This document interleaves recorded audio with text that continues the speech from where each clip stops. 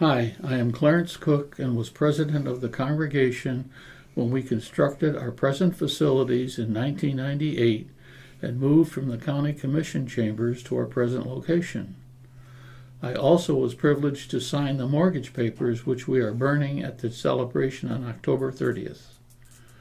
My story with Faith the Year is pretty much like others at the time in the life of this church.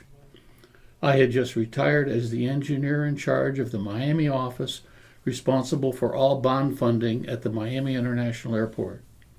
After retirement and Hurricane Andrew, Marion and I took trips looking for a place to live. One of those trips was to visit Harry and Marion Demgen in Suntree. At dinner, Pastor Meyer and Pam told us about the mission church they were developing and how it was growing.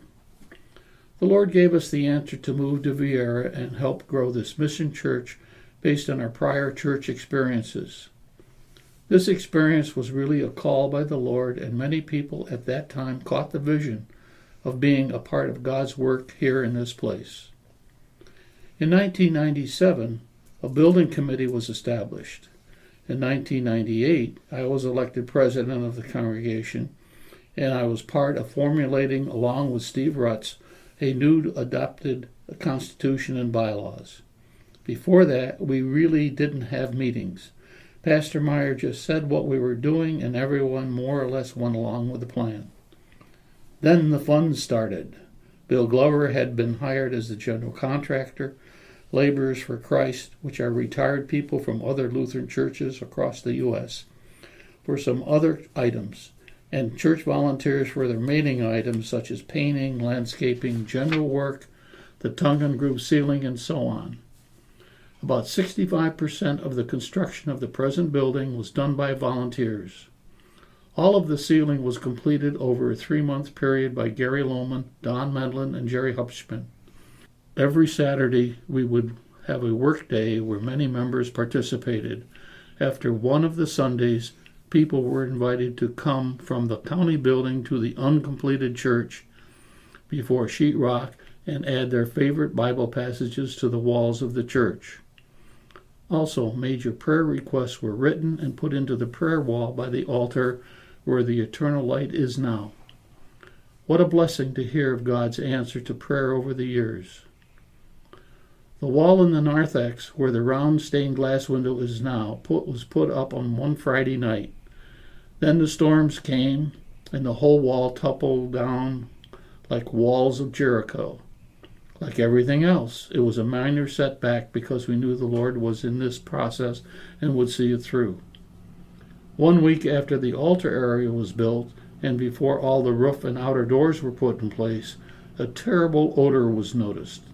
It turned out after we took up the flooring by the altar that a turtle had found its way into the sanctuary and was trapped in the floor. It was during this period that the Faith Viera became totally self-supporting with no mission subsidy. From the first Sunday, at least 10% of our offerings have gone to missions. Last year, we were able to give over 15%. One of the interesting problems during the construction of the sanctuary was construction equipment getting stuck around the building site. We found out that the surface of the soil was compacted to meet specs, but not a couple of feet below. Tests revealed that the front half of the sanctuary could settle over a period of time unless corrected. 16 pressurized concrete pillars were placed under the outside walls and interior floors to provide stabilization. At the celebration service, you will see a concrete core sample that was given to Pastor Meyer at the dedication to remind us all that we now are on solid footing rather than sandy soil.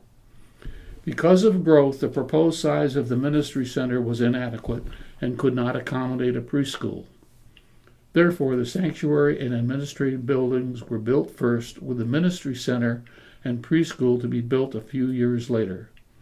It was at this time the pastor moved the church office from his home to the new administration building, and the need for a person to hold down the fort while Pastor Meyer continued his mission work.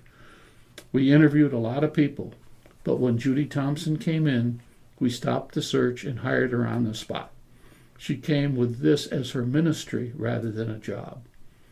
By 2000, we knew we needed another building. The original plan for the ministry center was a little larger than the admin building. A complete redesign was needed to incorporate various functions for a preschool, Sunday school, music and youth activities, a large congregational meetings that include meals. It took about a year to get a layout that included these functions with a lot of compromises. However, this time, based on past experience, most of the construction was completed by Bill Gover's company and using our own church volunteers for some of the finishing activities.